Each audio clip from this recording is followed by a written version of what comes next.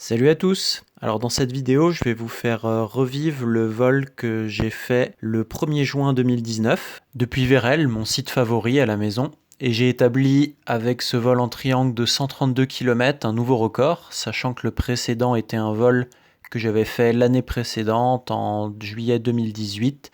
Et pour ce vol, j'avais simplement copié le plan de vol de l'ancien record, à savoir un vol de 125 km fait par Bertrand Belay en juillet 2015. En allant juste un chouïa plus loin sur 2 pointes du triangle. Et pour ce vol de juin 2019, je voulais donc battre mon record précédent en allant au nord jusqu'à la pointe d'Andai, au lieu de faire demi-tour à la pointe de Surcoût. Je décolle donc de Vérel à 13h26 en partant vers le nord en direction du Revard. Un premier thermique assez classique pour passer à l'étage du dessus. Un autre juste avant le Revard. Un passage devant le Revard qui se passe plutôt bien. J'arrive au niveau de la crête des ébats.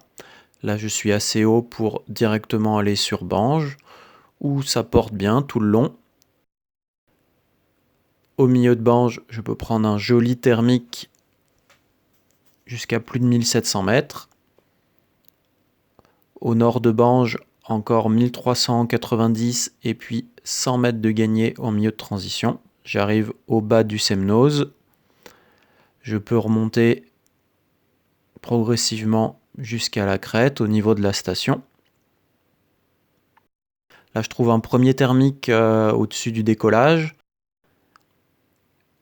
Puis, je prospecte un peu jusqu'à monter à 1870.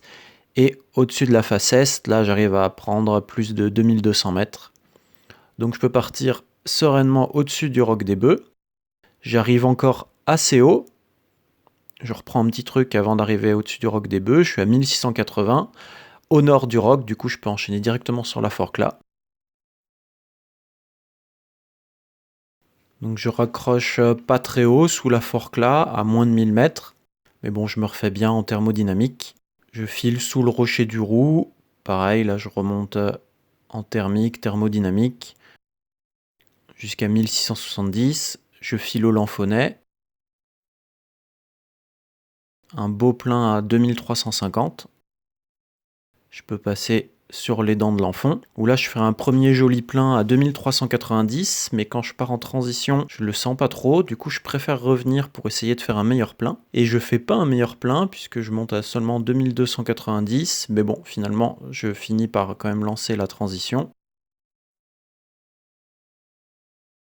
Je reprends 180 mètres avant d'arriver au Parmelan. Du coup, je peux raccrocher assez haut au Parmelan, à plus de 1600. Je remonte facilement en cheminant au relief. Je prends un premier thermique à plus de 2200. Puis un second vers le sommet à 2580 pour passer au-dessus du plateau. Je continue vers le nord. Avant de lancer la transition, là, je refais un plein à 2360. Donc je me dirige tout droit sur Soudine. Je longe le relief. En dessous de Soudine, ça monte bien en thermique. Je monte jusqu'à environ 2000 mètres. Je traîne pas. Je vais en direction de Surcoût. Pareil, un petit plein à 2000 mètres environ. Et je file droit sous la pointe d'Andai. Là, j'étais jamais allé. C'était une première pour moi. Je mets un peu de temps à trouver quelque chose, après avoir fait mon demi-tour le plus au nord. Mais là, je trouve un très beau thermique qui me monte à plus de 2000 mètres. Donc, c'est confort pour revenir. Cette fois, pour le retour, j'ai un peu plus de vent de face qu'à l'aller. Donc l'aller était très rapide. Là, j'ai plus de vent de face. On voit que là, les transitions, je me fais un peu appuyer. Donc c'est un petit peu plus laborieux. À chaque fois, je perds plus à chaque transition. Mais bon, ça se fait bien. Là, au sud de Soudine, j'arrive à remonter à quasiment 2300 mètres. Je transite alors vers le Parmelan. Arrivé au relief, ça porte plutôt bien. Je fais un petit plein vers l'Anglette, puis un autre à l'angle ouest sous le sommet du Parmelan.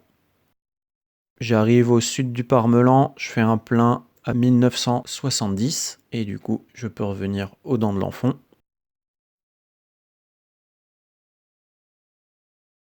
Je suis pas très haut, à environ 1700. Mais bon, je décide quand même de faire ma transition, car je suis un peu écarté du relief, du coup ça semble assez bien.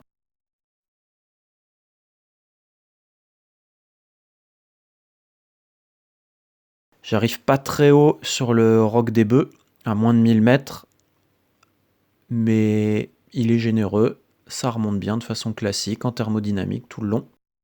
Donc je remonte la crête.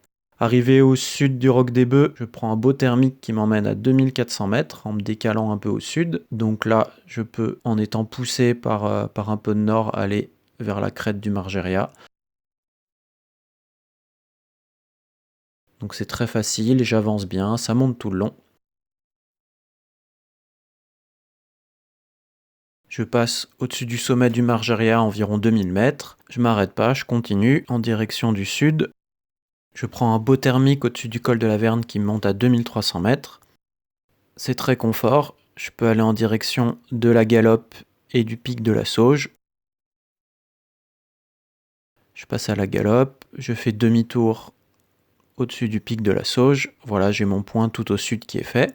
Là, je chemine, ça porte pas trop mal, mais je suis plutôt assez bas. J'espère me refaire progressivement en revenant en direction du Margeria. Et c'est le cas, avec un premier plein, puis un petit deuxième sur la crête. En face sud, ça porte bien, et du coup, j'arrive au sommet assez haut. Je peux prendre ensuite un beau thermique qui m'emmène à 2370. Je me dirige d'abord vers la Fécla et le Cire, puis je bifurque au nord en direction de la Croix des Bergers pour raccrocher sur Bange. Mais il est bientôt 20h et malgré une belle transition, j'ai plus rien sur Bange. Donc je bifurque et je reviens au pied du Revard en me posant à l'atterrissage officiel de Venibert. Donc là, je boucle un triangle plat de 132 km, mais je regrette de ne pas avoir continué ma transition en direction du Cire depuis le Margeria, puisque même en posant à la station de la Fécla, j'aurais pu boucler un triangle un petit peu plus grand, et puis si je passais le Cire, je pouvais aller me poser en dessous de Vérel à Montagny comme prévu.